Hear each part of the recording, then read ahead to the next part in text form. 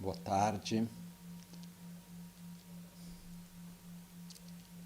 Ao mesmo tempo que para mim é uma alegria poder estar hoje em contato com o Brasil, é uma situação um pouco esquisita para mim o fato de dar algum ensinamento, fazer algo sem ter uma troca direta com as pessoas, principalmente com quem eu estou falando, né? Então, das outras vezes quando foi feito os ensinamentos online com o Brasil, eu sempre tinha pelo menos a imagem das pessoas, né? Então, ao mesmo tempo, eu vou tentar utilizar hoje a função que a gente tem das pessoas poderem estar escrevendo comentários, por isso se tiver alguma pergunta específica, algo que alguém tenha, por favor que escreva. Aí tem alguém aqui que vai me ajudar para estar repetindo, de modo que eu possa estar também respondendo. Eu estava me lembrando de um verso que Lama Tsongkhapa diz: Emba tende tsundru topkene, tengi dumanyor tu trupshik pu. No final dos 3 principais aspectos do caminho, Lama Tsongkhapa diz algo como: entre em solitude, em um estado de solitude, né? Emba tente, tempa quer dizer depender, ou seja, você se apoie na solidão, utilize a solidão para então coloque esforço na prática para se familiarizar com renúncia, bodhicitta, correta visão da realidade, né? Isso me conecta com outro ponto também, que é por onde eu queria começar hoje. Que uma vez eu estava lendo não chega a ser uma entrevista, mas um comentário feito por uma pessoa que passou muitos anos em retiro solitário nas montanhas. Na verdade, passou 12 anos em retiros solitários nas montanhas. E é solitário mesmo de vir ver uma pessoa a cada 6 meses que vinha para encontrar. E quando essa pessoa voltou, terminou o retiro e tal, e teve um momento no qual algumas pessoas disseram para ela: mas entrar em retiro, você não está escapando do mundo? Não é um jeito de fugir? Não existe uma certa covardia no fato de você deixar tudo?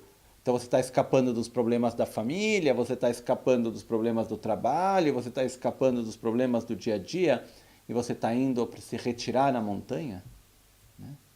Isso não é uma forma, na verdade, de você estar escapando e fugindo da vida e dos problemas? E ela respondeu de uma forma que me fez refletir bastante. Ela disse: na verdade, não. Ao contrário. É necessário muita coragem para ficar consigo mesmo por tanto tempo. O que a gente faz no nosso dia a dia é escapar dos nossos próprios conflitos, é escapar das nossas próprias dinâmicas, é escapar da nossa própria realidade, nos ocupando com várias outras coisas. Então a gente faz uma vida no qual a gente está sempre ocupado com várias coisas para não ter que se ocupar consigo mesmo. E ter a coragem de se retirar das distrações e poder se olhar nos olhos e deixar passar o tempo para que a gente não tenha desculpa de nada, não tenha que falar desculpa, não é porque foi esse ou é porque foi aquele. Né? Porque quando a gente está numa situação no nosso dia a dia, normalmente tem algum momento que surgem sentimentos de tristeza, surgem sentimentos de raiva, surgem sentimentos de vários tipos. E o que acontece normalmente é que quando surgem, a nossa tendência é apontar o dedo para algo ou alguém que é a culpa daquilo que a gente está sentindo. Isso é a nossa tendência.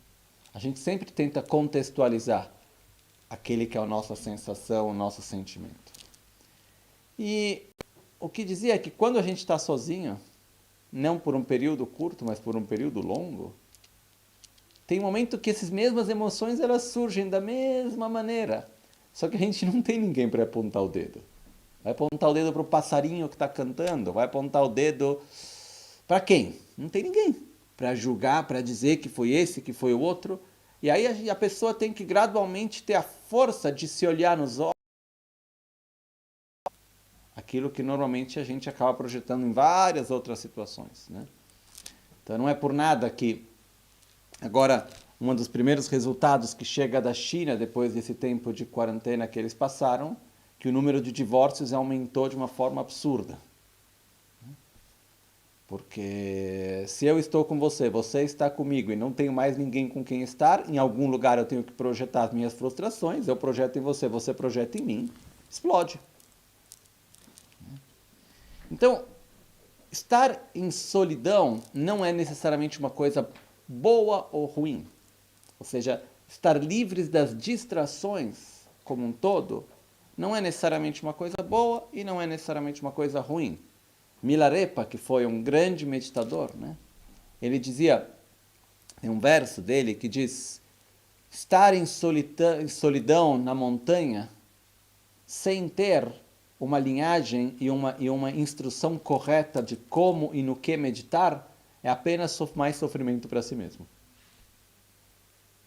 Então, o ponto quando o Lama Tsongkhapa nos diz entrem em solidão, não no sentido de sentir só, mas no sentido de diminuir as distrações que estão à nossa volta e coloque esforço para realizar renúncia, bodhicitta e correta visão da realidade, ou seja, amor próprio, amor ao próximo e correta visão da realidade, diminua as distrações e coloque a energia numa direção bem clara. E o que eu vejo em muitos de nós, muitas vezes, é que a gente não tem uma direção onde colocar a nossa energia. A gente não sabe muito para onde ir. E nos momentos no qual a gente está livre das distrações, porque por uma razão qualquer a gente não pode ter acesso às distrações que normalmente a gente não sabe o que fazer. Fica-se perdidos. Porque a tendência é de... Eu tenho a distração de ter que me sentir útil, eu tenho a distração de ter que resolver problemas, eu tenho a distração de estar escutando a vida do outro, eu tenho a distração de ter que estar lidando com o dia a dia das várias coisas que a gente faz. E muitas dessas coisas, no final, acabam se tornando uma certa distração. São lugares onde a nossa energia, a nossa atenção é chamada, onde a gente vai colocando os nossos pensamentos, a nossa atenção.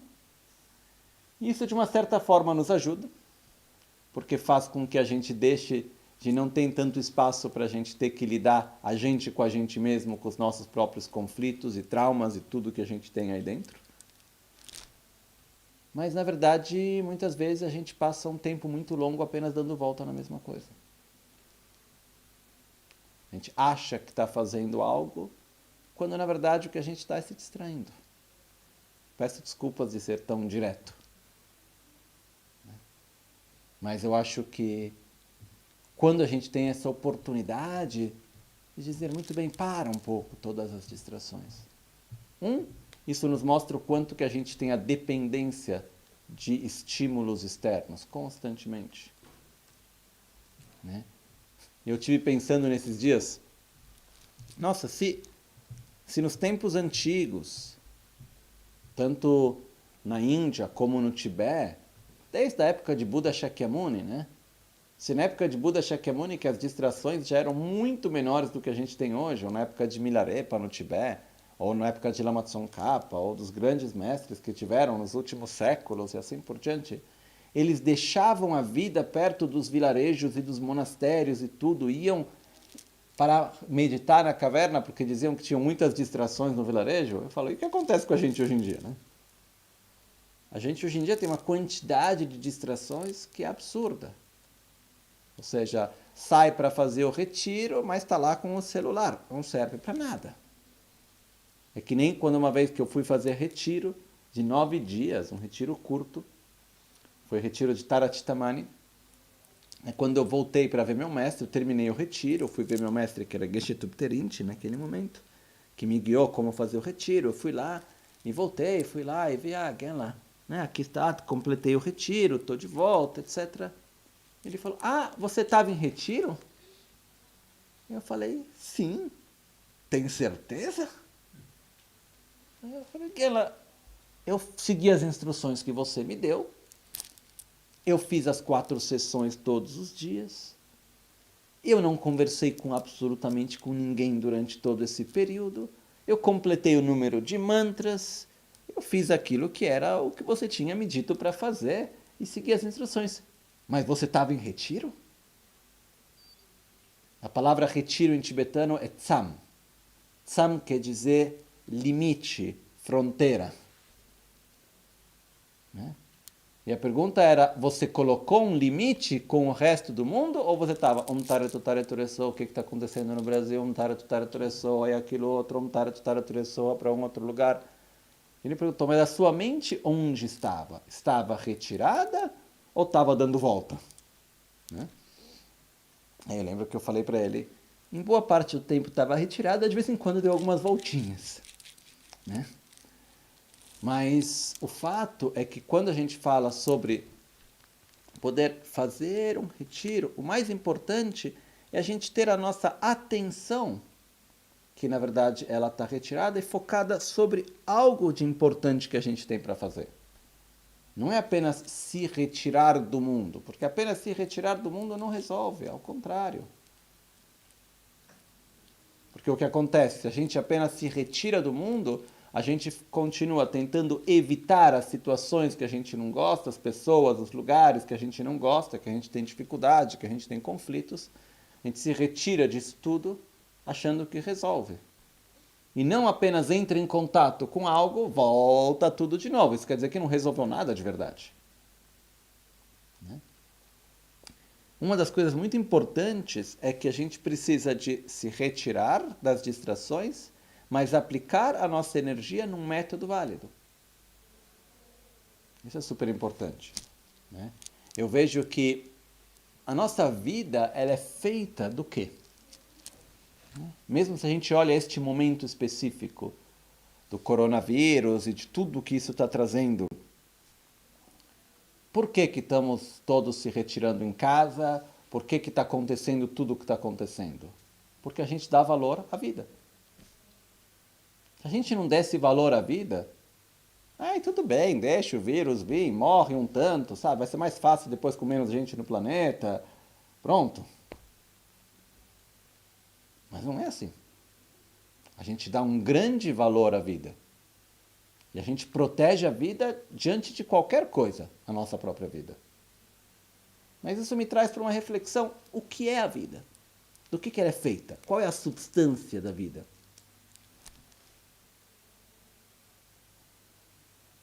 É feita de tempo. É um tempo que a gente preenche esse tempo com o quê?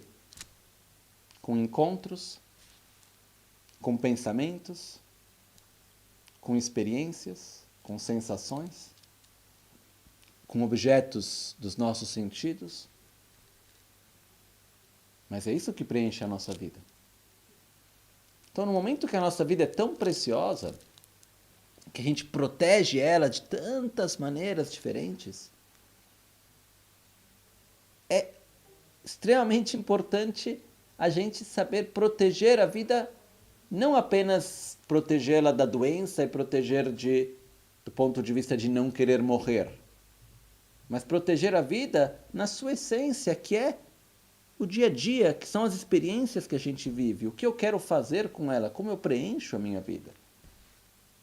Isso eu acredito que se torna extremamente importante para todos nós. Então, que bom que protegemos a nossa vida. Agora vamos cuidar dela. Vamos cuidar dela diminuindo as distrações e direcionando a nossa atenção para aquilo que é virtuoso, para aquilo que é positivo. E alguém pode me dizer, mas é difícil. Com certeza que é difícil. Eu não tenho dúvida alguma sobre isso. Se fosse fácil, já estaria todo mundo iluminado, já estaria tudo muito mais fácil. Mas a realidade é que é difícil sair dos hábitos, sair das nossas próprias dinâmicas que a gente está há tanto tempo. Mas nesse momento específico, no qual, de uma maneira ou de outra, a gente está tendo que diminuir o ritmo. Aqui na Itália, eu vejo com muita clareza que já faz alguns dias aí, eu tenho memória temporal tão ruim que eu nem contei os dias, quanto tempo que a gente está fechado, mas são 10 dias mais ou menos agora, né? E dá para ver que o ritmo vai diminuindo. E isso, na verdade, faz bem, por um lado. É uma situação difícil, mas que está trazendo alguns efeitos colaterais positivos. E a gente tem que saber fazer bom uso desses efeitos colaterais positivos. Isso não quer dizer que estamos regozijando da situação em si. Um dos efeitos colaterais positivos é o fato da gente poder diminuir um pouquinho o ritmo. É o fato da gente poder fazer as coisas com um pouco mais de calma, poder voltar um pouco para a nossa base, rever um pouco o que a gente quer, as nossas relações, ter essa oportunidade de simplesmente poder sentar e ler um livro com calma, organizar o nosso dia a dia baseado nas nossas próprias vontades e não na necessidade externa da distração contínua. Né? São efeitos colaterais positivos que a gente tem na nossa mão. Tem um outro efeito colateral positivo que hoje eu estava observando, lendo algumas notícias e observando, que na verdade o planeta Terra está agradecendo. Do ponto de vista, por exemplo, do simples fato da produção de CO2 e da quantidade, né, por causa do aquecimento global e da poluição e todo o resto, quando a gente teria conseguido parar boa parte dos voos, parar boa parte das fábricas, parar boa parte dos carros. Eu acredito que nesses meses que o mundo está parando, a gente vai, na verdade, ter conseguido diminuir a quantidade de CO2 que a gente está colocando no planeta, que a gente não teria conseguido em anos e anos e anos de outra maneira. Né? E se a gente tivesse olhado e falado para o planeta todo, olha, temos uma emergência ambiental, temos que parar todo mundo por 3 meses. Não teria acontecido. Porque o ser humano não faz um esforço real enquanto não sente na pele de verdade. Isso é o que acontece. Então, eu estou só observando alguns dos efeitos colaterais positivos que de uma certa forma acontecem nesse momento. E com isso, de momento algum, eu estou dizendo que é bom o que está acontecendo. Ao contrário. A gente está aqui diretamente, tenho amigos que são pessoas que estão nos hospitais, ajudando, cuidando das pessoas que estão doentes, etc. Uma situação bastante grave. A gente tem que tomar todo o cuidado necessário diante dela. Porém, ao mesmo tempo, a gente está nessa situação, a gente tem que utilizar da melhor maneira possível o momento presente no qual a gente vive. Né? E um dos aspectos é esse aspecto de diminuir um pouco o ritmo do nosso dia a dia e poder utilizar o nosso tempo de uma maneira virtuosa.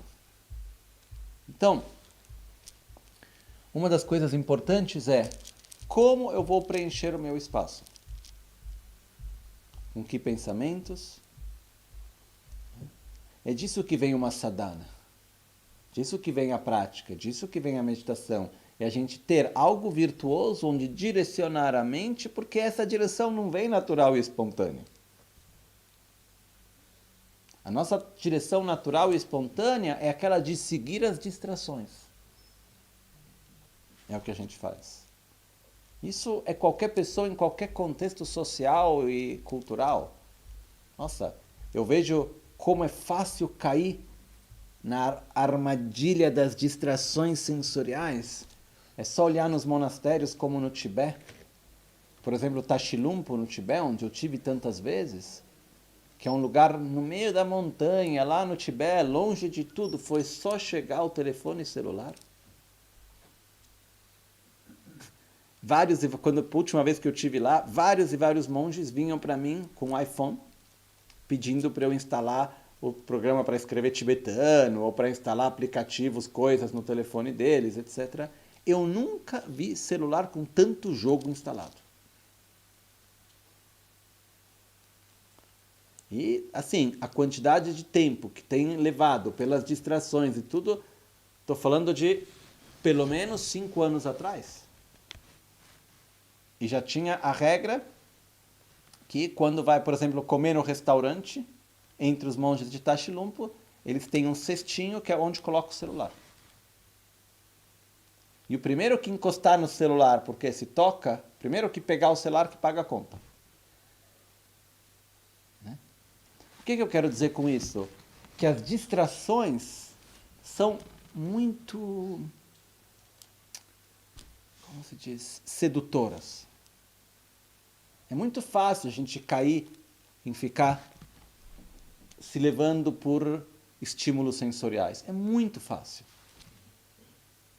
Mas a gente precisa direcionar nossa mente para estímulos que sejam positivos e virtuosos com a gente mesmo. A gente precisa direcionar nossa mente com coisas que nos ajudem a desenvolver uma identidade melhor de nós mesmos, a nos familiarizar com estados de consciência que nos fazem bem. Porque se a gente continua com aquilo que já é, vai continuar simplesmente reforçando aquilo que já é. Então, eu acredito que nesse período que a gente tem, um dos meus pedidos é que a gente não só se dedique para a reza, para dedicar para as pessoas que estão doentes, para os médicos que estão, os enfermeiros que estão cuidando das pessoas doentes, não só no país de cada um de nós, mas no mundo como um todo. Né? Uma das coisas que um vírus nos mostra é que as fronteiras não existem de verdade. A gente aqui na Europa faz a diferença, o que está acontecendo agora na Espanha, está acontecendo agora na Suíça, depois da Itália, para onde está indo, como é. Mas na verdade vai passando de um lugar para o outro sem que a gente nem perceba, não é que respeita a fronteira. Né? Então, é o fato da gente estar se dedicando e rezando não apenas para os médicos no Brasil ou na Itália. Não, é no mundo como um todo a gente precisa se conectar com isso. Isso é outra coisa que, de uma certa forma, toda essa situação nos mostra. Porque enquanto estava na China, parecia que não tinha nada a ver com a gente. Quando está no nosso planeta, na nossa realidade. E o vírus foi lá e falou, oi, estou aqui. Pelo mais que você não queira. Estamos todos conectados. E a gente não pode pensar que uma parte do mundo vai ter problemas, isso não vai cair de uma maneira ou de outra no resto do nosso planeta. Isso não é funcional. Não é lógico. E se a gente for observar, na própria interdependência, que fala que o inteiro não existe sem independentemente de suas partes, e que quando a gente toca cada parte, a gente toca no inteiro, a gente não pode pensar em ter um inteiro saudável se as partes não são saudáveis. É que nem quando a gente fala sobre o nosso corpo.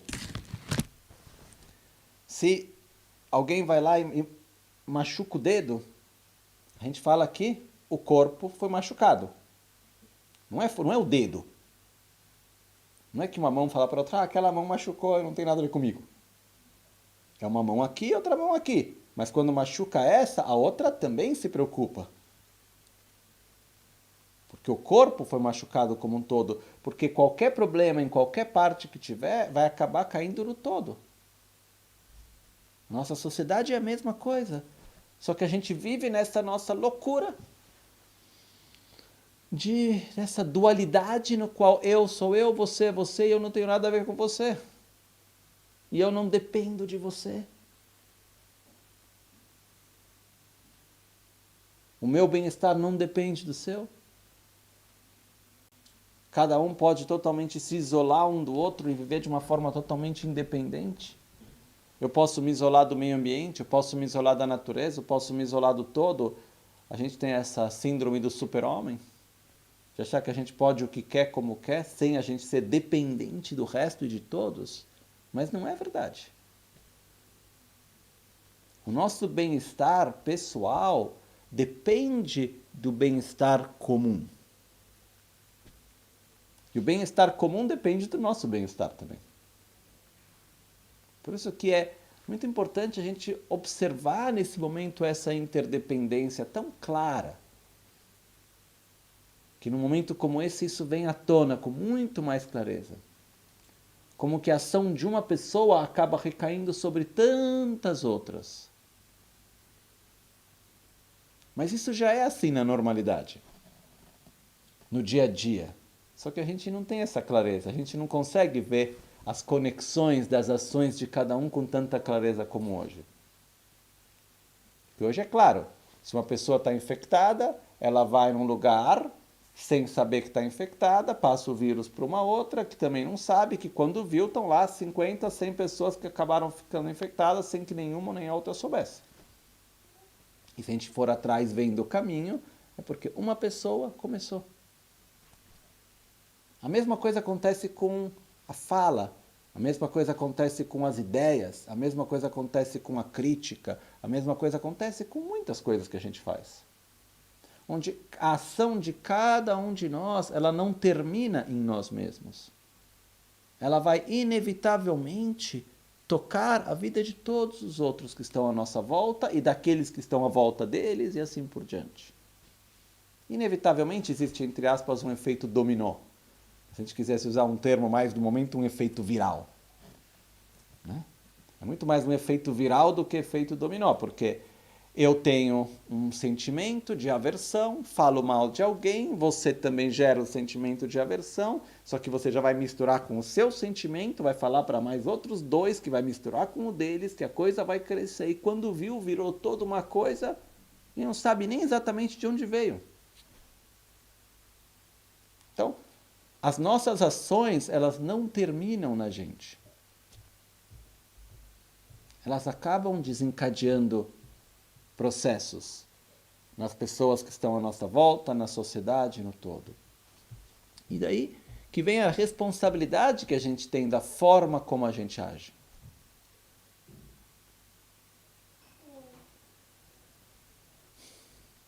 Por isso que eu peço que, em geral, mas especialmente durante esse período, que a gente vai ter mais tempo para ter, de uma certa forma, que ficar em casa, a gente tem menos distrações,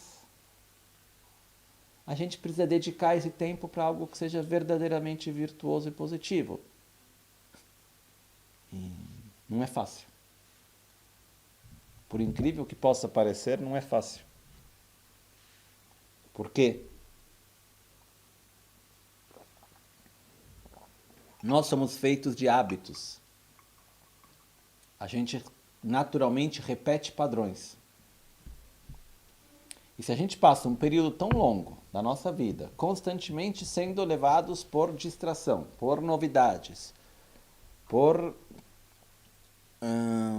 estímulos sensoriais, conseguir ter a autodisciplina de sentar para meditar todo dia, não é fácil. Não é uma coisa simples, não é uma coisa fácil, mas é uma coisa importante. Então, vamos tentar pegar nesse período e lembrar que também quando a gente faz um compromisso por um período muito longo, é mais difícil. Quando a gente faz um compromisso por um período mais curto, é mais fácil. Então, pegar um compromisso de falar muito bem, acordo de manhã, não tenho que ir para o escritório. Acordo de manhã, não tenho que fazer isso ou aquilo, porque simplesmente as coisas estão fechadas, as coisas não são como estavam até poucos dias atrás, etc. Né? Eu acho que no Brasil a coisa ainda não está como aqui, que está todo mundo fechado em casa. Porém, várias atividades já estão fechando, as coisas estão mudando bastante. Né? E nesse momento, eu acredito que independentemente daquilo que seja dito pelo governo ou não, eu acho que quanto menor for o contato que a gente tem entre pessoas e tudo mais, melhor é, para poder estar protegendo um e o outro, né? A nós mesmos e aos outros também. Então o que é importante, acorda de manhã, o que eu vou fazer? Ter um horário de manhã, acordo, ok. Acordo, tomo refúgio, faço uma pequena meditação na respiração, faço a prática da autocura. A gente ter essa disciplina, logo que começa o dia, já dá a direção correta. Porque quando o dia começa dando a direção boa, depois ele segue mais ou menos aquela direção. Quando a gente começa o dia com uma direção errada, depois ele acaba seguindo aquela direção também. Tem pessoas que conseguem mudar a direção com mais facilidade. Tem pessoas que para mudar a direção do dia que tem que dormir e acordar de novo. Então, tem pessoas que têm até a semana, começou a semana mal, tem que esperar a semana depois. Né? Eu já conheço pessoas assim também. A gente tem até o provérbio que diz, quando, nossa, acordei com o pé errado, alguma coisa assim, né? Então, O que acontece é o fato que quando a gente começa o dia, não é apenas, ai, como que é o dia, o que eu faço com o dia, onde eu direciono a minha mente, onde eu direciono os meus pensamentos, as minhas ações nesse dia que está começando. Por isso, é importante a gente, logo no começo do dia, nos conectar com aquilo que é positivo, com aquilo que é virtuoso. Como? Através da prática, a própria prática da autocura, onde a gente se conecta com o quê? Com os 5 Jnana-Buddhas, que são os arquétipos das nossas qualidades desenvolvidas ao seu máximo potencial. A gente está se conectando com a sabedoria, com a satisfação, com o amor e compaixão e paciência, com a humildade e generosidade, com o poder de realização e a coragem, o regozijo. Isso tem um poder enorme na nossa vida, a gente poder se conectar com as nossas próprias qualidades, poder se conectar com aquilo que é virtuoso e positivo. Mas a gente precisa direcionar. E não é fácil, porque a nossa mente não está acostumada nisso. A gente está acostumado no quê? Reclamar, se distrair e reagir. Isso é aquilo que a gente está acostumado no nosso dia a dia. E dizer para a mente, falar, não, para, não é isso, volta aqui, humildade, respeito, gratidão, amor. Tem uma parte de nós que fala, o quê? Eu? Olha o que está acontecendo, olha o que esse fez, olha o que o outro fez, como que eu vou reagir com paz e com harmonia e com calma? Olha o que está acontecendo. Você não viu o que esse escreveu no Facebook? Você não viu o que o outro disse sei lá onde? Para um pouco. Como Shantideva nos dizia no Bodhisattva Charyavatara, o que é mais importante para você? A sua paz interior ou o que os outros pensam de você? E a nossa resposta retórica é a minha paz interior. E ele responde dizendo, então por que você perde a paz interior quando alguém fala mal de você? Quando alguém te critica? O fato é, a nossa paz interior, a nossa própria moralidade de evitar comportamentos que nos fazem mal, é muito mais importante do que qualquer outra coisa. Então é importante a gente conseguir chegar na própria determinação pessoal de falar, não importa o que aconteça, eu não vou me permitir reagir dessa maneira. Não importa o que seja, não é uma razão válida para eu reagir com agressividade. Ai, mas olha o que foi. Sim. Se é para a gente começar a ver os problemas que tem no mundo, eu posso ter uma lista bem mais longa que a tua. Mas não justifica um comportamento de agressividade, porque tanto não resolve. E não faz bem. Então a gente precisa se acolher e dizer, não importa o que aconteça, eu não vou me deixar levar por esses condicionamentos, que não são nada mais, nada menos do que condicionamentos, hábitos, dinâmicas na qual eu cresci. Não é nada que eu preciso levar, como se diz, não é nada que seja mais forte do que a minha pessoa ou do que o momento presente no qual eu estou também. Não é uma coisa que depende do momento presente. É como dizer, por exemplo, uma coisa que talvez seja até muito forte para dizer de uma certa maneira, mas eu acredito e eu vejo dessa maneira. Não há absolutamente nada que uma outra pessoa pode fazer que possa, como se diz, não é evitar, que possa...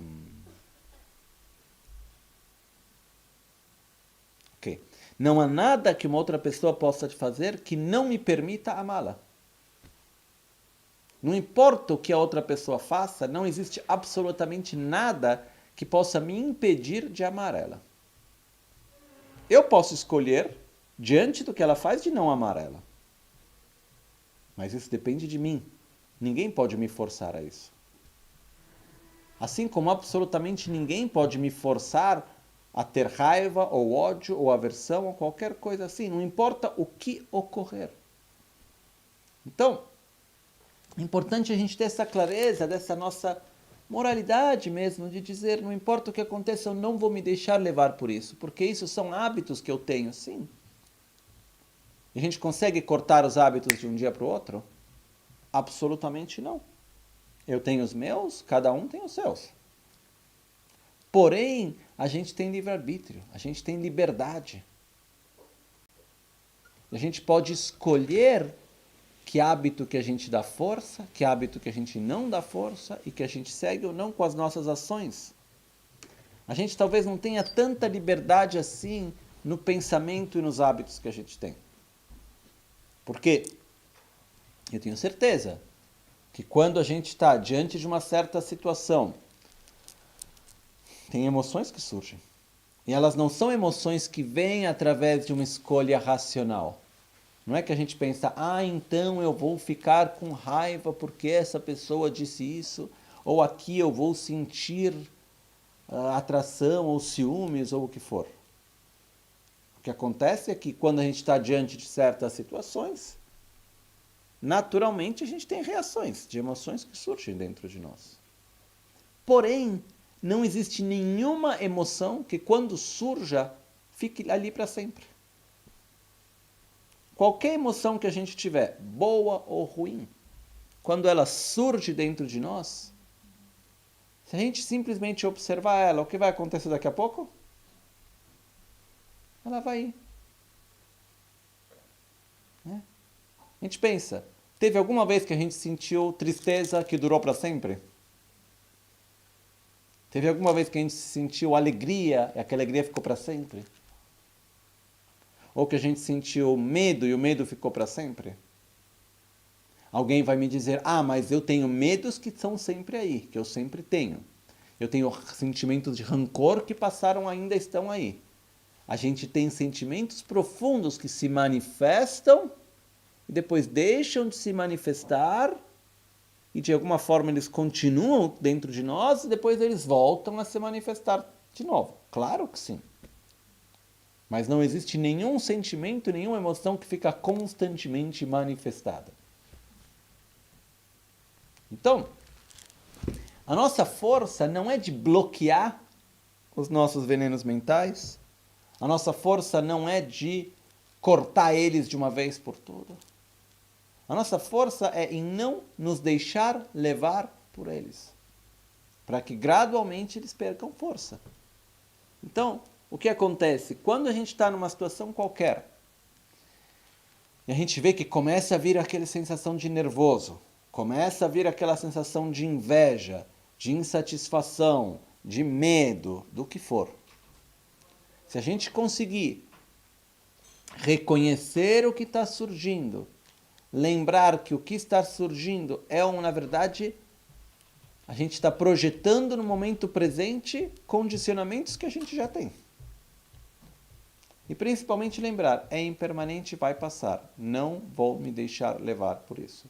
E não se identificar naquela força, naquela emoção que está surgindo negativa.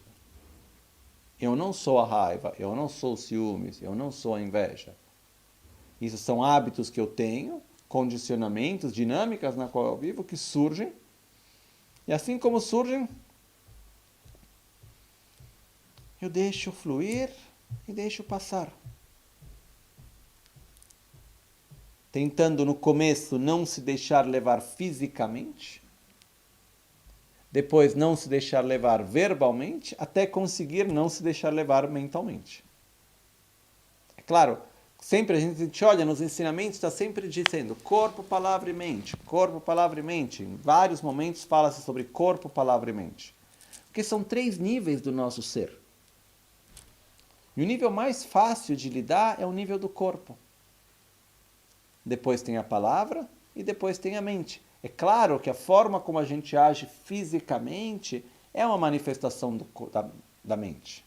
A forma como a gente usa a nossa palavra é uma manifestação da mente. Porém, a gente nunca vai conseguir direcionar a palavra sem antes conseguir ter direcionado o corpo. A gente nunca vai conseguir direcionar a mente sem antes conseguir direcionar a palavra. Então, se eu sinto ciúmes, inveja, medo, raiva ou qualquer outro sentimento negativo, o primeiro nível é não manifestar ele fisicamente. Surge, vai passar, mas eu não vou me deixar levar. Então eu não vou tomar decisões, eu não vou interagir com o mundo e não vou agir levado por esse sentimento. O segundo nível é não agir verbalmente. Eu não vou dizer nada. Tá aí, tô sentindo isso, eu gostaria de te matar, gostaria. Eu gostaria de fazer o que for, qualquer que seja o sentimento negativo. Ele surge, ele está presente sim, mas eu não me identifico com ele, e assim como ele surge, eu deixo ele passar. É impermanente, vai passar. E quando eu vi, foi.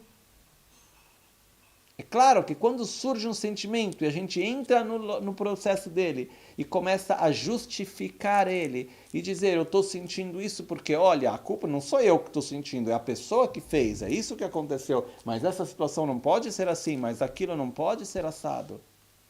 A gente começa a dar espaço. É como uma pequena chama que surge, que o fogo ele precisa de calor, combustível e oxigênio. Algo que comece o fogo, que é o calor, depois ele precisa de algo para queimar um combustível, precisa de oxigênio. Quando surge uma emoção destrutiva, a gente acaba fazendo o quê? Colocando mais lenha, através dos pensamentos, através da justificação. A gente fala, então não, isso é assim, porque não é verdade, mas olha que ele disse que foi, isso não pode ser assim, aquilo não pode. A gente tem toda uma lógica para justificar aquela emoção.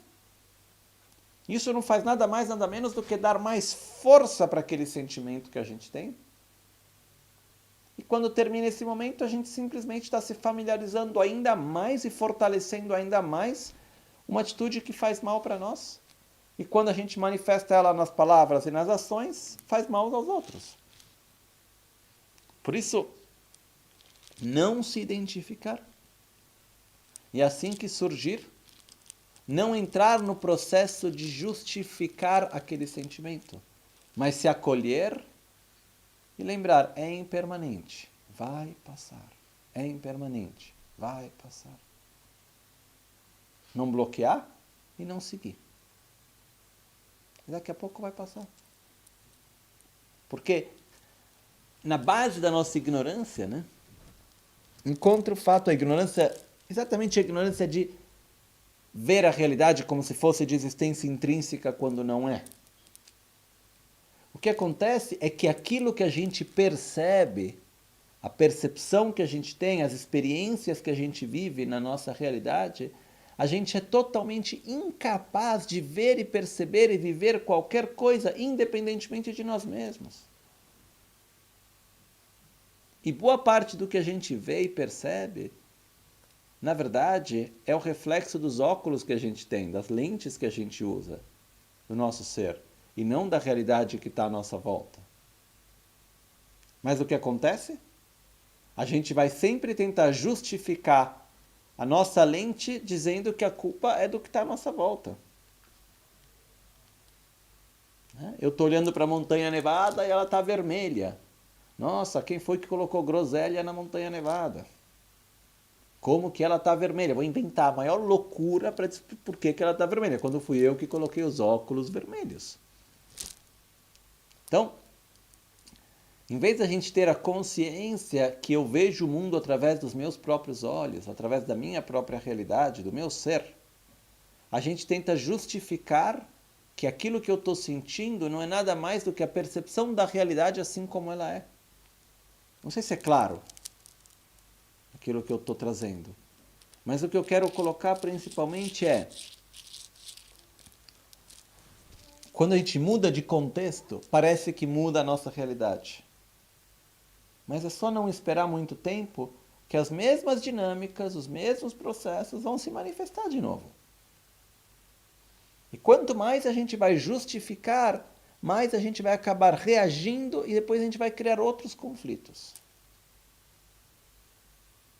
Por exemplo, o que acontece muitas vezes? Onde é que acabam se tendo muitos conflitos? Com as pessoas que estão mais perto da gente. Porque, inevitavelmente, a gente acaba projetando as nossas próprias frustrações, os nossos próprios conflitos, as nossas próprias dinâmicas no mundo à nossa volta. E o que acontece quando esse mundo acaba se ficando menor e a gente já tem mais contato com as pessoas que estão perto da gente? A nossa tendência é projetar isso onde? No mundo à nossa volta. Enquanto eu tenho um sentimento, um pensamento, e eu não manifesto ele na palavra, eu não materializo ele, ele tem um poder menor. Mas quando eu materializo ele, não só ele se torna mais forte dentro de mim, mas como ele não é mais só meu, eu acabei jogando para o outro. Agora o outro vai ter que lidar com aquilo. E a gente acaba poluindo, contaminando as nossas relações, o nosso lar, a nossa vida. Então, num momento como esse, no qual a gente vai provavelmente passar mais tempo com pessoas com quem a gente vive no nosso dia a dia, é muito importante a gente proteger um ao outro das nossas próprias dinâmicas, dos nossos próprios conflitos e não ficar projetando um no outro. Isso é bastante importante. Eu espero profundamente que, depois de passar um tempo curto, médio ou longo que seja, perto, no dia a dia com alguém, a gente tenha reforçado a relação e tenha gerado uma relação de amor, de respeito, de união, de ajudar um ao outro, de se aceitar, de se respeitar. E não de se projetar um no outro as próprias frustrações e não conseguir mais ver a cara do outro. Porque é o que muitas vezes acontece. Então, depende de onde a gente coloca a nossa energia. A gente tem que ter essa consciência. Como diz em tibetano, Yalana Godab Madena Kupdap. Se levanta, bate a cabeça. Se abaixa, bate a bunda. Ou seja, não tem como evitar o sofrimento ou o conflito. Quando o nosso corpo, a nossa mente, a nossa realidade está poluída, está contaminada pelos venenos mentais e pelo karma. O nosso corpo e a nossa mente, ou seja, os 5 agregados, são chamados em tibetano de Sakche Nyerleng Pumbo. Sakche Nyerleng Pumbo são os agregados. Não é apenas usado esse termo para o nosso próprio corpo físico, mas para toda a matéria que está à nossa volta, com qual a gente interage. E para a nossa mente, para as nossas sensações também. Sakpa quer dizer impuro. Sakche quer dizer que é impuro. Nyerlen, Nyewarlempa, quer dizer onde se manifestam os resultados. Pumbo é agregado, ou seja, uma montanha onde se acumulam. Então, o corpo e a mente e o contexto externo no qual a gente vive material é chamado a montanha, ou o cúmulo, né? A montanha onde se acumulam os resultados das impurezas. Por quê? Do momento no qual existe raiva, apego, ciúmes, inveja, insatisfação, medo, rancor, arrogância, egoísmo e ignorância, e no momento no qual existem ações que são feitas, levadas por os venenos mentais, inevitavelmente vão ter conflitos e vão ter tudo aquilo que a gente conhece.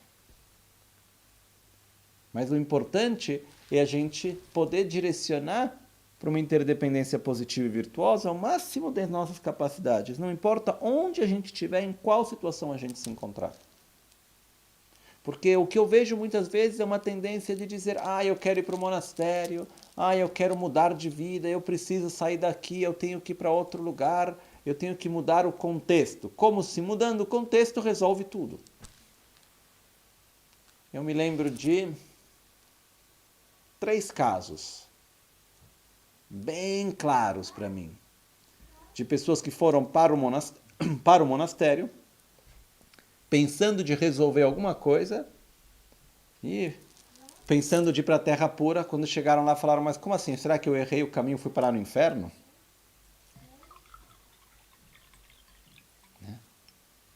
Eu me lembro desses 3 casos, que para mim são super claros, não tenho que sair falando nomes agora, porque não é o caso.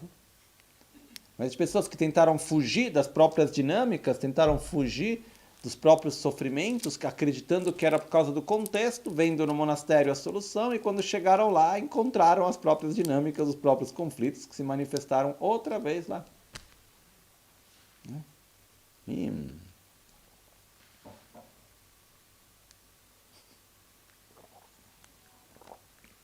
nada, estou me lembrando de situações. Não precisa agora. Então o que eu quero dizer é que não tem muito para onde escapar. O ponto não é estar fechado em casa, o ponto não é estar saindo em contato com muitas pessoas, ou onde a gente estiver. O ponto é como a gente lida com a situação na qual a gente está. Onde a gente coloca a nossa energia, em que direção a gente coloca a nossa energia. E alguém pode me dizer de novo, Elon, mas não é fácil. Eu sei que não é fácil. Nunca foi fácil. Quando a gente olha a vida dos grandes mestres, que a gente tem tanto respeito e admiração, me diga, a vida de um que foi fácil?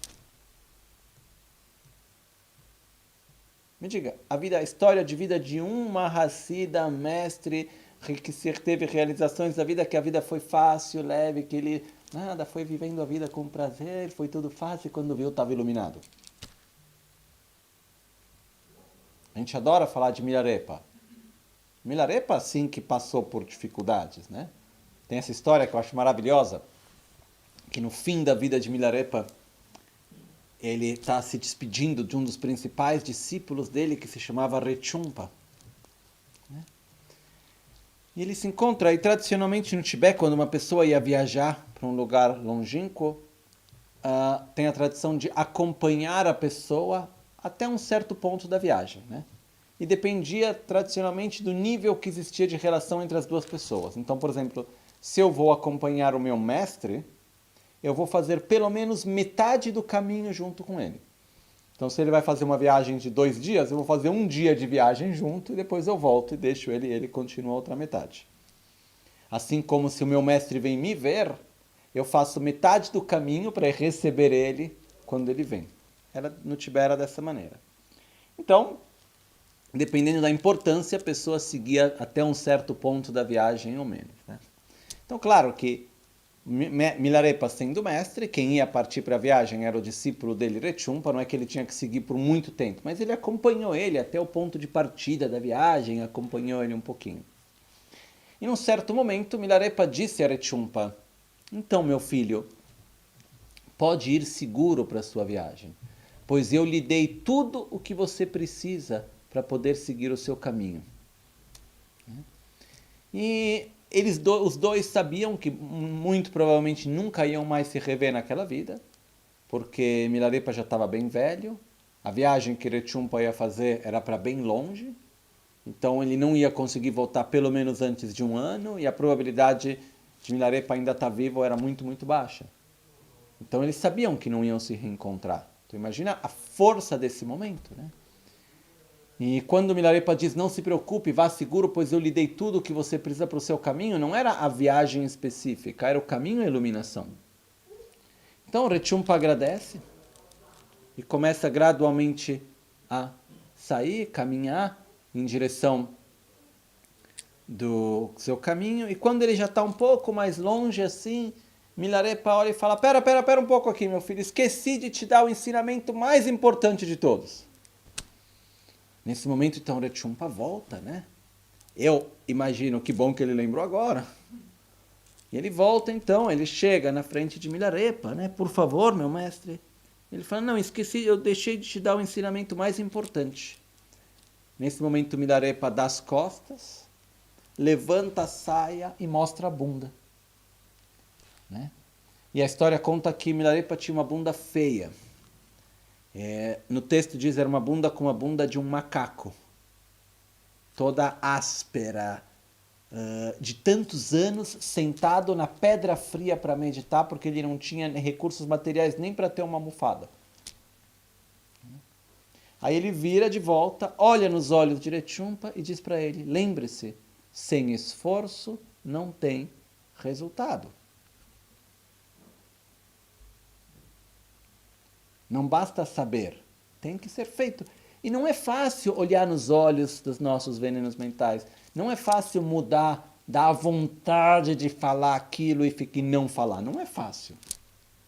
Não é fácil quando a gente vê que vem aquela força do nosso condicionamento da inveja e não se deixar levar pela inveja. Claro que não é fácil. Assim como não é fácil todo dia meditar, assim como não é fácil direcionar a nossa mente para aquilo que é virtuoso. Por que não é fácil direcionar a nossa mente para aquilo que é virtuoso? Não é porque tem o demônio que não permite. É porque a nossa familiarização está em outro lugar. A gente está acostumado com a inveja, com os ciúmes, com a raiva, a gente está acostumado com isso. Por isso que é difícil o contrário. Mudar um hábito é difícil. Mas é colocando o nosso esforço no nosso dia a dia que gradualmente a gente vê essa mudança acontecendo. E ela é real. Ela é gradual, mas ela é real. Então esse momento que a gente vive, ele na verdade não é tão diferente de todos os outros. O que é importante é a gente, na verdade, saber viver ele bem. E para mim, isso é muito claro. Eu não me preocupo muito com o que vai acontecer. Porque tanto não está na minha mão. Alguém pergunta, está na mão de quem? Está na mão da interdependência, da interação do todo. O que eu vou viver é resultado de minhas próprias ações. A forma como eu vou viver é resultado do meu estado mental e das minhas escolhas. Mas o que vai acontecer amanhã eu não sei. De verdade eu não sei. Eu, nesses poucos anos de vida que eu tenho até hoje, estou com 38 anos, eu já vi tanta coisa acontecer que com a maior da criatividade eu nunca teria conseguido imaginar. Acontecer na minha vida, no contexto religioso, no contexto social, no contexto material, no contexto familiar, eu já vi coisas acontecerem que eu não teria nem nunca imaginado que pudessem acontecer. Isso me levou, na verdade, para uma conclusão que, pelo menos para mim, ajuda, e talvez para alguém pode ajudar ou para alguém pode piorar. Mas eu vou dizer. O que me traz uma grande serenidade é a certeza da incerteza. Porque quando a gente busca certeza naquilo que é incerto, isso cria muita ansiedade. Buscar certeza naquilo que não é e não tem como ser certo. Afinal, gera ansiedade, gera medo. Porque o que vai acontecer amanhã eu não sei. E pelo mais que eu tente imaginar, não é nada mais, nada menos do que fruto da minha imaginação aquilo que eu posso pensar. Uma parte pode dar certo, outra parte pode não ser de acordo com aquilo que eu pensei. Então, o meu ponto principal é, eu não sei o que vai acontecer, como as coisas vão se desencadear, o que vai ocorrer amanhã. Comigo e com as pessoas que estão à minha volta. Mas o importante para mim não é o que vai acontecer, mas como eu vou lidar com aquilo que acontece no momento presente e, de consequência, no momento futuro. Porque o meu estado interior para lidar com qualquer situação amanhã é o resultado daquilo que eu faço hoje, de como eu lido com a situação hoje. E qualquer que seja a situação que vai acontecer amanhã, eu tenho que me preparar hoje para poder lidar com ela de uma forma positiva. Mas isso depende do quê? De como eu vivo a realidade hoje. E é por isso que eu gostaria de concluir hoje com a diferença que existe da nossa atitude entre breve, médio e longo prazo. Existem 3 níveis de ação e de pensamento. A maioria de nós, a gente tem uma visão a curto prazo, raramente a gente tem uma visão a médio prazo, extremamente raramente, nem sei se pode dizer assim em português, a gente tem uma visão a longo prazo de verdade. O longo prazo para mim é depois da morte. Isso é a longo prazo. A médio prazo é para essa vida. A curto prazo é hoje, amanhã, agora, aqui. E se a gente vê, agora, por exemplo, com toda essa situação que está acontecendo de coronavírus, etc., a maioria das preocupações que eu vi chegando a mim são em grande parte a curto prazo. Ai, como que eu faço com o meu trabalho que isso não vai poder acontecer? Ai, se eu tenho isso, esse aquilo, mas são coisas principalmente pensando no como que eu vou poder viver, é o problema do momento. Raramente a gente vê alguém falando, ai, mas como que isso vai influenciar a minha vida? Ou o que será que eu vou estar cultivando nesse momento? Que marcas isso vai deixar no meu futuro? Muito menos alguém está se preocupando que influência isso vai deixar para a próxima vida. A preocupação é no momento imediato. E o que é interessante é que quando a gente faz o oposto, a gente tem uma visão a longo prazo, que é prioritária diante do médio prazo, e o médio prazo é prioritário diante do curto prazo, a gente vive o curto e o médio prazo com outra atitude. Porque quando para mim o mais importante é quem eu quero ser nessa vida, quem eu quero ser quando eu morrer, o momento imediato não é tão importante. O importante é o que eu estou cultivando para aquilo que eu vou me tornar. Vamos fazer um outro exemplo mais terra a terra, mais simples. Num relacionamento com uma pessoa. Então, eu me pergunto, o que eu quero a médio prazo com essa pessoa? Eu quero ter um relacionamento de confiança, de respeito, prazeroso, que ajude um ao outro a crescer e se tornar uma pessoa melhor. Eu quero ter... Que tipo de relacionamento eu quero ter? Eu acredito que todos nós vamos dar respostas bem parecidas. Eu quero ter um relacionamento que seja virtuoso, positivo, que ele seja baseado na confiança, que exista amor, respeito, etc. Muito bem. Se isso é o que eu quero, esse objetivo a médio prazo, ele tem que ter uma prioridade maior do que a necessidade a curto prazo. Então, quando a curto prazo eu vejo outra pessoa fazendo uma coisa que eu não gosto, se eu olhasse apenas o curto prazo, a vontade de cuspir na cara do outro, mas eu penso a médio prazo. Para mim eu quero ter uma relação virtuosa e positiva com essa pessoa. Por isso, o que eu vou fazer? Eu vou reagir de uma forma positiva. Paciência, respira, deixa fluir e vai e coloca energia numa direção oposta. Porque o que eu quero? Eu quero cultivar uma relação virtuosa. Então a gente tem que viver a curto prazo, direcionando as nossas ações, a nossa vida do curto prazo, que é o dia a dia, em relação aos nossos objetivos a médio e longo prazo. Tanto no nível econômico, quanto no nível espiritual, quanto no nível familiar, de relacionamentos, em qualquer nível que for esse. Do ponto de vista do meio ambiente, né? A curto prazo é mais fácil comprar o que está no plástico e jogar pela janela do carro. Provavelmente sim. Mas eu quero viver num ambiente poluído? Ou eu gosto da natureza quando ela está intacta e pura, etc. Se eu quero que o ambiente seja respeitado, eu quero que a natureza esteja bem, eu vou precisar dar a prioridade para isso.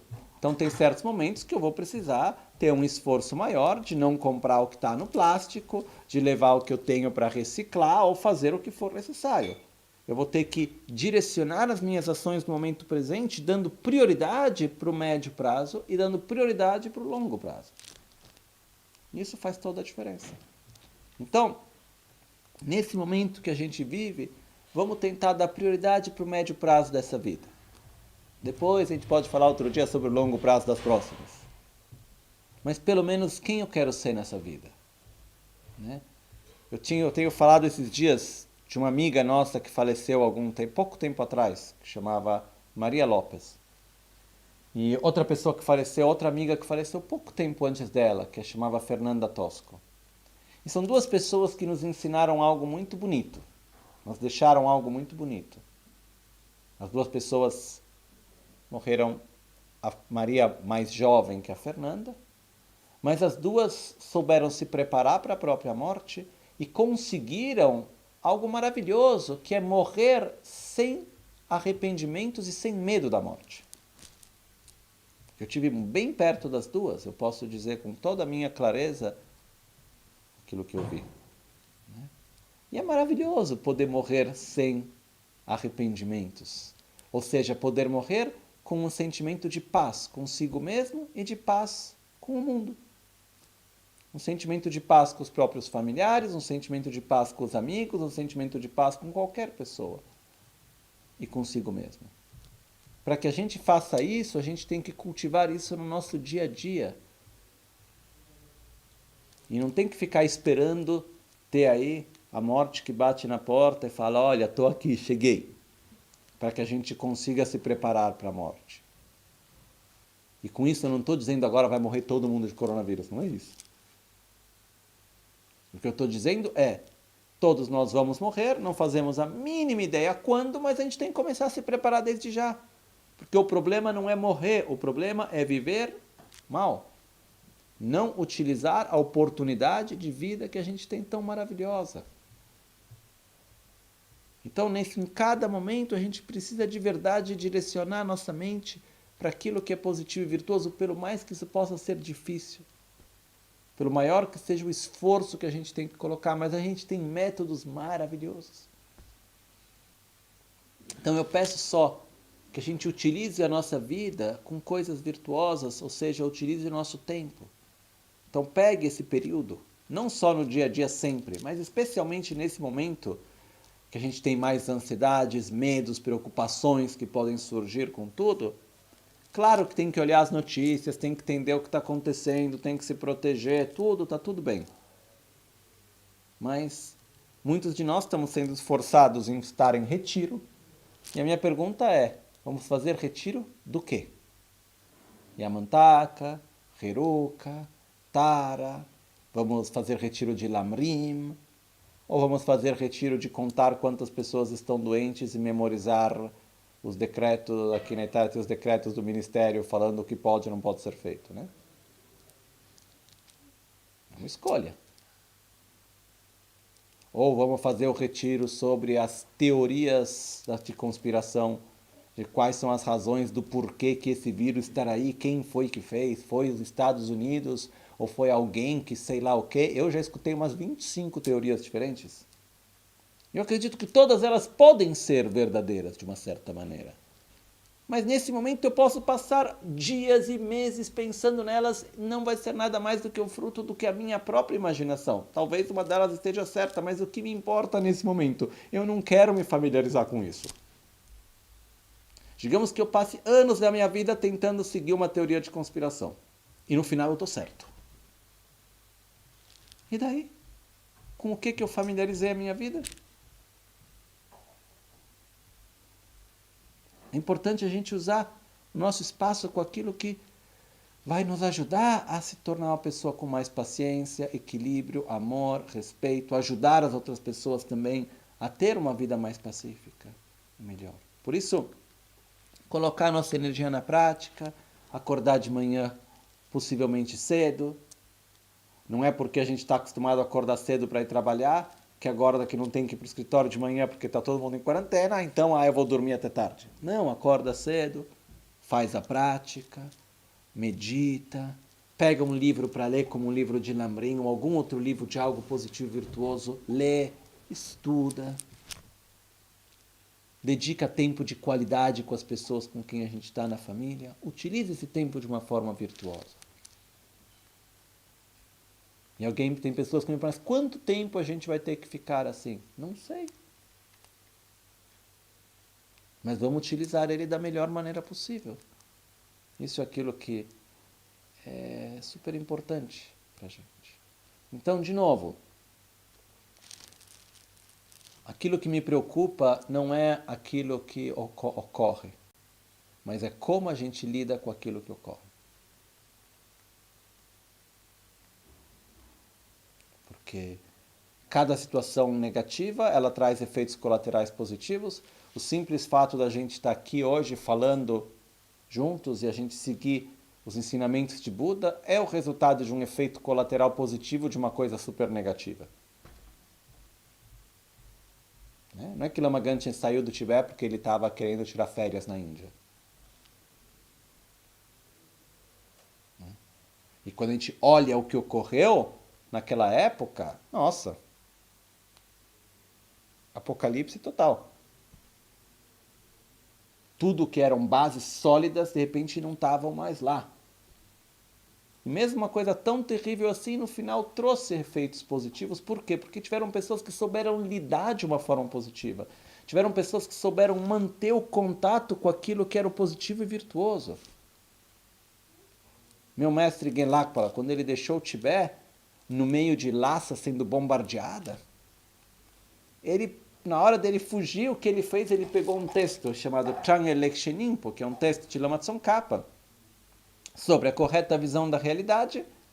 Ele pegou o texto, que são feitos com folhas tibetanas, que são as bem longas, amarrou com o pano assim, amarrou como se fosse um cinto e fugiu. Foi tudo que ele levou. Ele esqueceu até de pegar um copo para tomar água no caminho, que é super necessário. Mas ele manteve a mente, ele e vários outros mantiveram a direção daquilo que era virtuoso, daquilo que era necessário a médio e longo prazo. E é isso que eles nos trouxeram, que a gente tem a oportunidade de ter contato hoje. Então, a gente precisa manter a direção. Nunca perder a direção. E é nesses momentos de maior dificuldade que a gente tem que colocar em prática o respeito, a generosidade, a moralidade, a paciência, o esforço, a concentração, a sabedoria de ter correto discernimento. São nesses momentos que a gente precisa ter. E vamos colocar em prática porque a gente consegue. Então, eu peço a cada um que a gente use da melhor maneira isso. Okay? Eu, pessoalmente, vou tentar estar o máximo possível perto de todos através desses meios de comunicação que a gente tem. Né? Esses últimos dias a tecnologia não está muito do nosso lado, porque aqui os nossos tinham um problema de sistema com áudio, está tudo dando um monte de pepino, probleminhas, mas a gente vai superando um por vez. E aqui estamos juntos. Né? Não tem nada a ver com ninguém. São aquelas coisas que tem vezes que de repente simplesmente tem... Quando tem uma interferência numa coisa, não importa se vira de um lado, vira do outro, conecta de um lado, conecta do outro, muda, coloca de ponta cabeça, de um jeito ou de outro acaba pegando em algum lugar. Né? Mas não tem problema nenhum, a gente vai superar, a gente vai fazer aquilo que a gente tem para fazer. Ok? Então, de novo, a maior interferência são as interferências internas.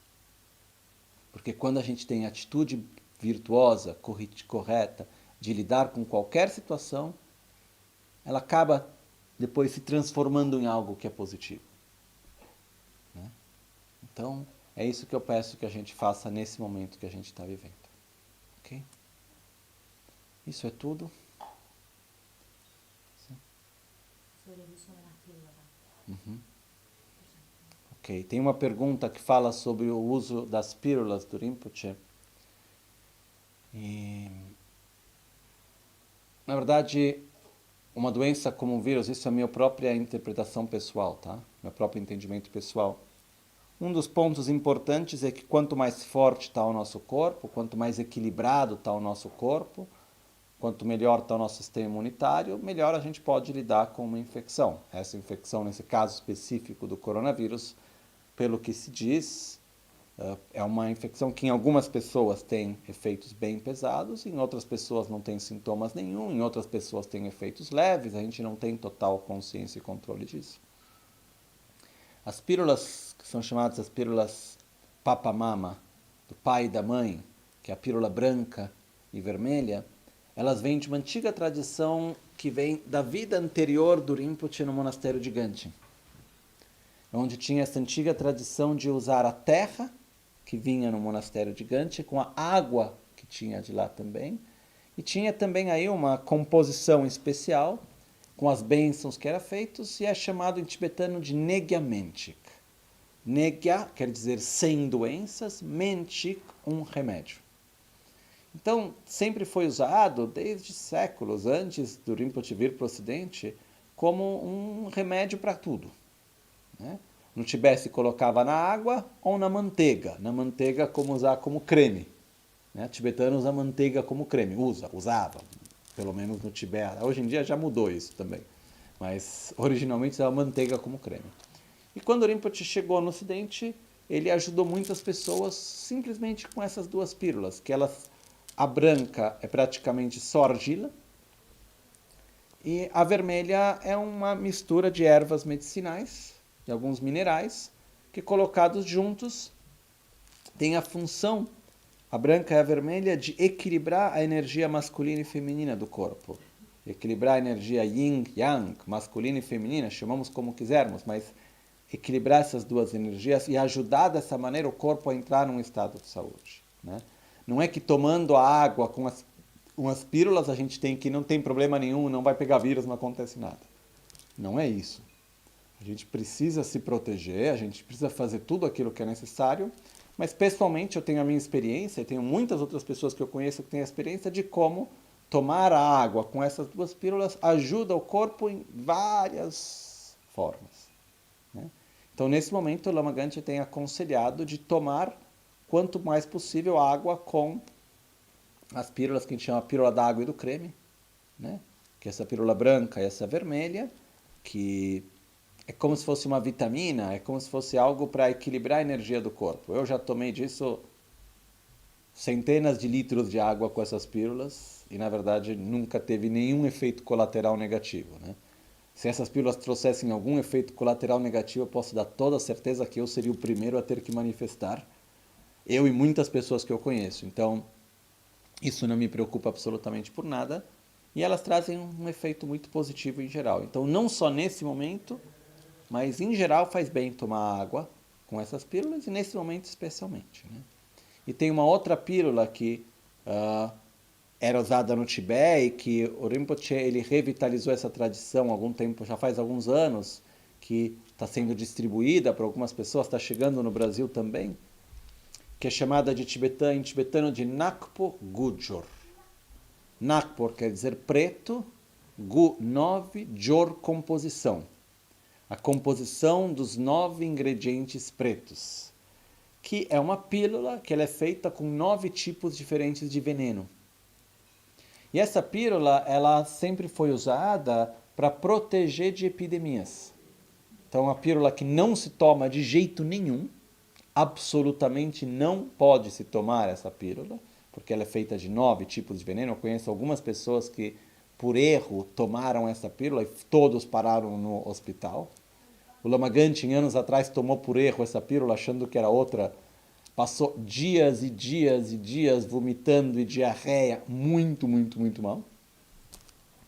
Então, eu peço, por favor, quem tiver essa pílula que se coloca, ela é feia, à noite ela está num saquinho preto ou azul, que é feita para colocar, para pendurar no pescoço. Por favor, não pense de tomar ela em qualquer circunstância e deixe longe do alcance de crianças. Isso é super importante, tá? Então, e essa pílula, então, ela é usada para ser colocada no pescoço para proteger de qualquer tipo de epidemias ou de outras doenças também. E, de novo, é uma proteção, mas não é porque coloca a pílula que se acha o super-homem, vamos lá, não tem problema nenhum, comigo não acontece nada, eu tenho a pílula, toma água. Não é assim. Vamos se proteger de todas as formas possíveis. Essa é uma delas que ajuda. Ok?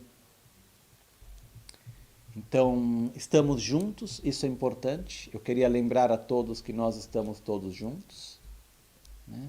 Mesmo que fisicamente a gente esteja longe, estamos todos juntos. Eu fico feliz que nesse momento o Centro de Dharma no Brasil também está fazendo as atividades das práticas também via internet, mesmo porque o centro estando fechado nesse momento.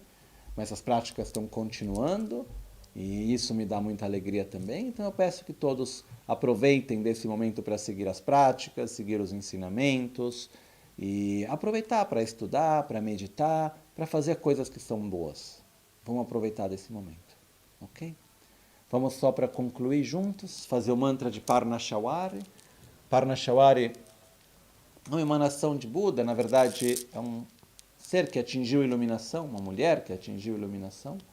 E no caminho dela, ela deu principalmente a ênfase no momento de gerar a bodhicitta, de gerar a intenção de atingir a iluminação, de ajudar os seres com doenças e através também da cura de doenças principalmente infectivas também. Então, no Tibete já faz muito tempo, sempre na Índia antes também, sempre que tinham problemas de doenças criadas por viroses e assim por diante, sempre foi feito esse mantra de cura de Parnashawari. É uma prática que Lamaganti já faz muitos anos que pratica e por isso a gente vai estar nesse momento fazendo ela e nos concentrando com isso. Principalmente então durante o dia poder estar fazendo a acumulação do mantra de Parnashawari. Então vamos recitar um pouco juntos e depois a gente faz as conclusões finais das dedicações. Om Pishatse Parnashawari Sarvadzovari Prashamanaya Soha Om Pishatse Parnashawari Sarvadzovari Prashamanaya Soha Om Pishatse Parnashawari Sarvadzovari Prashamanaya Soha Om Pishatse Parnashawari Sharvadzorvar Prashamanaya Swaha Om Pishatse Parnashavari Sarvadzovar Prashamanaya Swaha Om Pishatse Parnashavari Sarvadzovar Prashamanaya Swaha Om Pishatse Parnashavari Sarvadzovar Prashamanaya Swaha Om Pishatse Parnashawari Sarvadzovari Prashamanaya Swaha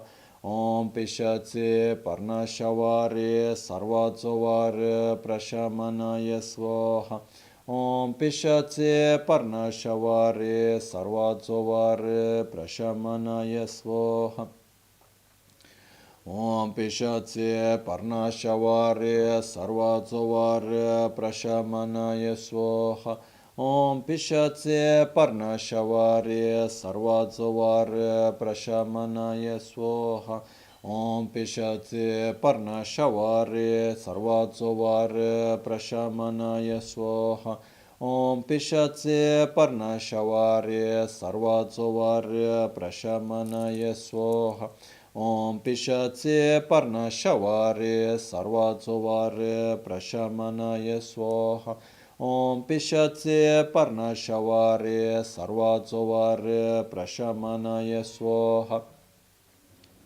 Om Pishatse Parnashavari Sarvadzovari Prashamanaya Swaha Om Pishatse Parnashavari Sarvadzovari Prashamanaya Swaha Om Pishatse Parnashavari Sarvadzovari Prashamanaya Swaha Om Pishatse Parnashavari Sarvadzovari Prashamanaya Swaha Om Pishatse Parnashavari Sarvadzovari Prashamanaya Swaha Om Pishatse Parnashavari Sarvadzovari Prashamanaya Swaha Simche neba chine pa nyurtu nele targyurchi drove neni malu pa takto chungwa me barashu. Qualquer ser, doente ou em sofrimento que existir, possa rapidamente se liberar de sua doença e seu sofrimento. Possam todos os seres viver sempre livres de qualquer forma de doenças. Menan tudan dembadan sanga dejo drubaye kandra simbola sopa ninje semdan dengyo rechi. Possam as medicinas serem eficazes e fortes. Possam as preces e mantras de cura serem eficazes e fortes. Possam os seres que geram doenças como bactérias e vírus ter compaixão daqueles que estão doentes. Chona kuna ludan sema dunga neba chinyepa teda dage sonam ki dega gyatso to parasham. Em qualquer direção, qualquer corpo ou mente, doente ou sofrente que existir, possa, rapidamente, através do poder de meus méritos, atingir um oceano de bem-estar e felicidade. Jetsun lame kutse rapten chi namkar tinle chochur gepadang losan tempe drume sasum ki drove munsel tautu ne gyurchi nimo dele tsendele nime kuyan delekshi Yinsen takto delekpe koncho sumke jingelo koncho sumke ngodrupsol koncho sumke trashisho.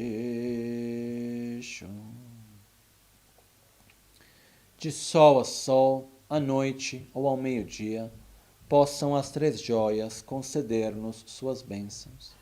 Possam as três joias ajudar-nos a alcançar todas as realizações. Possam as três joias espalhar muitos sinais auspiciosos no caminho de nossas vidas.